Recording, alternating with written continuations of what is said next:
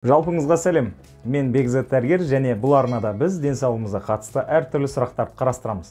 Бүгін біз сіздермен көпшіліктің ойында сұрақ болып, мазалап жүрген маңызды бір тақырыпты талқылаймыз. Ол адамдармен сөйлесу кезінде бізді ұялтатын, ыңғайсыздық тудыратын, аузымыздан шығатын жағымсыз иістер жайлы болады.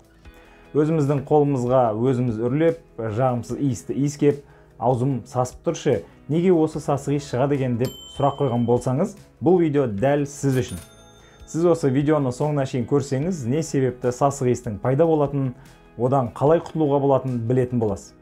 Оған қосымша видеоның соңына шейін көрсеңіз, біз керемет, көп адам біле бермейтін лайфхакпен бөлісетін боламын. Ендеше бастайық. Біздің аузымыздан шығатын жағымсыз иістің ең қарапайым себебі ол біздің жейтін тамағымыз. Сарымсақ, пияз, кофе секілді азықтар ішіп жегеннен соң өзінен кейін жағымсыз иіс қалдыратыны белгілі. Ал егер бұлар сіздің ұнататын азық-түліктеріңіздің бірі болса, не істеуге болады? Мен сіздерге кеңес болсын айтып өтейін. Егер өздеріңіз жақсы көретін азықтан бас тартқыларыңыз келмесе, онда өзіңізбен бірге сағыз не болмаса алма алып жүруді әдетке айналдырыңыз.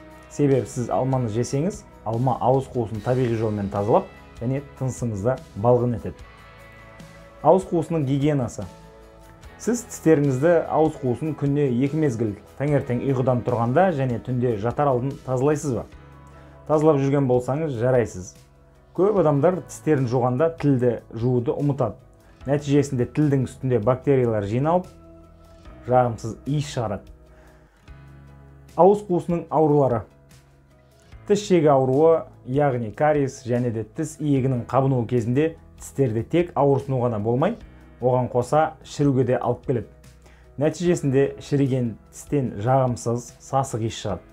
Егер сіздің тістеріңіз ауырса, асқынбай тұрып стоматолог дәрігерге барып көрініңіз. Ойланып көріңізші, сіз стоматологқа қашан бардыңыз соңғы рет?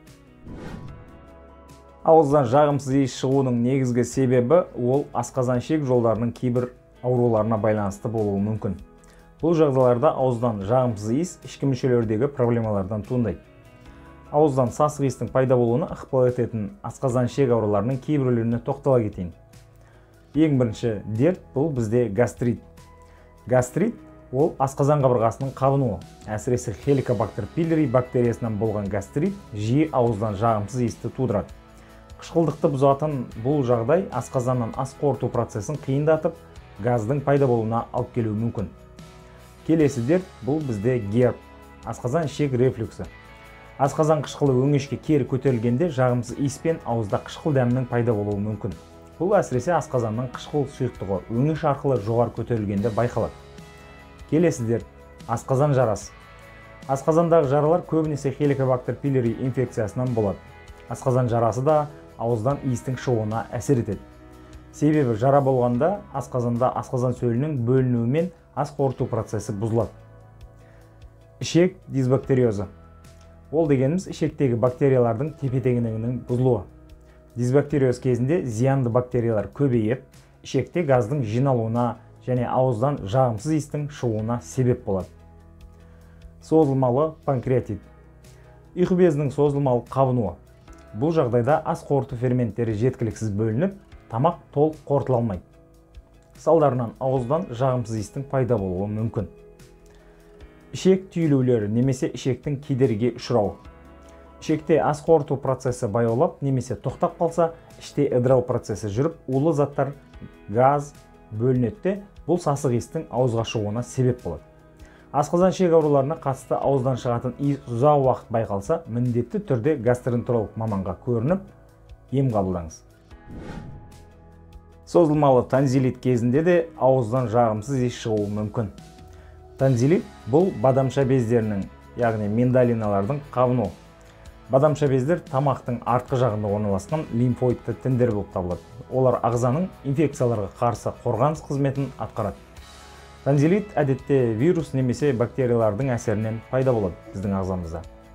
Тонзиллит кезінде ауыздан жағымсыз иіс мынандай себептермен туындауы мүмкін.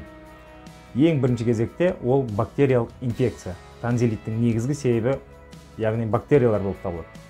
Көп жағдайда стрептококктар.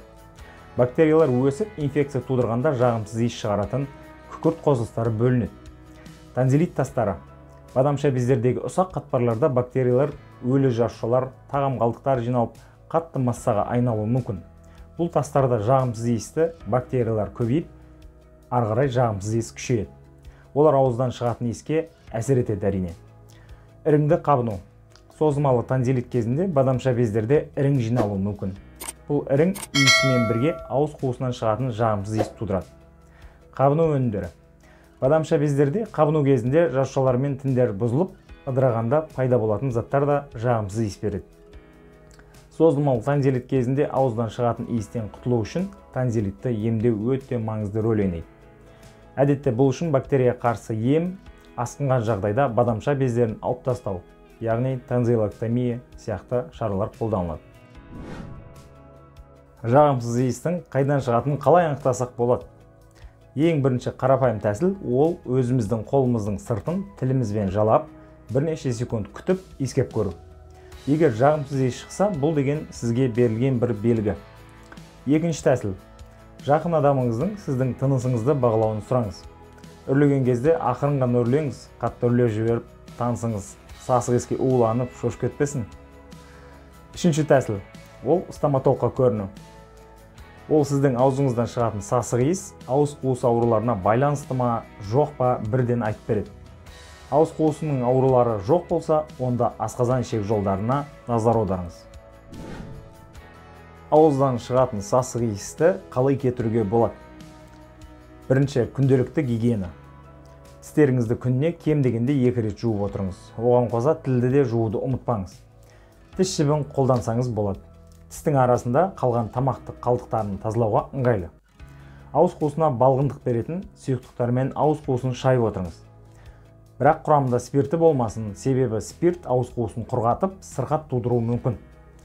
Дұрыс тамақтану және сұйықтықты ішу тәртібі.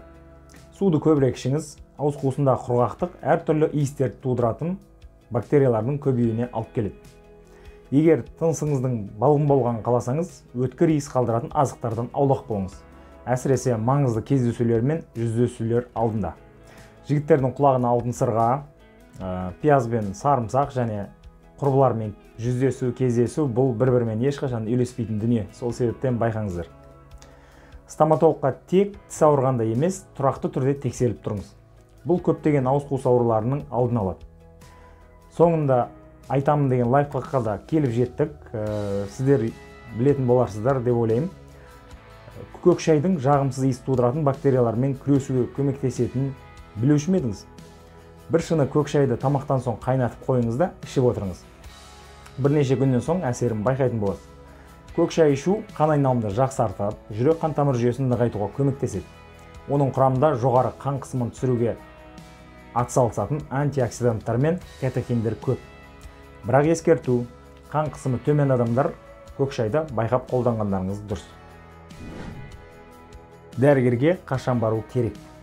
Егер сіз жоғарыда мен айтқан кеңестерді орындасаңыз да жағымсыз иіс кетпейтін болса, онда бадамша бездерінде немесе асқазанда сырқаттар бар екенін белгісі болуы мүмкін. Яғни дәрігерге көріну керек. Егер сізде тіс иегі аурулары болса, жиі асқазан тұсында ауырсыну болса, аузыңызға қышқыл дәм келсе, бұның барлығы дәрігерге бару керек екенін білдіреді. Жалпы ауыз қуысының жағымсыз иісі бұл қатып қалған үкім емес. Егер ауыз қуысының қажетті күтім болса, денсаулығыңызға дұрыстап көңіл бөлсеңіз, бұл мәселеден құтылу оңай. Егер сізге бұл видео ұнап, көңіліңізден шықса, лүпіл басып, арнаға тіркеліп, достарыңызбен бұл видеоны бөлісуді ұмытпаңыз. Арнаға тіркелсеңіз, сіз денсаулығыңызға қатысты келесі шығатын пайдалы видеоларды жіберіп алмайтын боласыз. Егер сіз менің арнамды бірінші рет көріп отырған көрермен болсаңыз, міндетті түрде арнаға тіркеліп кетіңіз. Бұл арнада мен өзіміздің ана тілімізде бірегей ерекше контент шығарам. Және енді алғашқы қадамдарын жасап жатқан арнам үшін бұл үлкен жәрдем болар еді. Осымен бұл видео өз мәресіне жетті. Келесі видеода жолыққанша сау сәлеметте болыңыздар.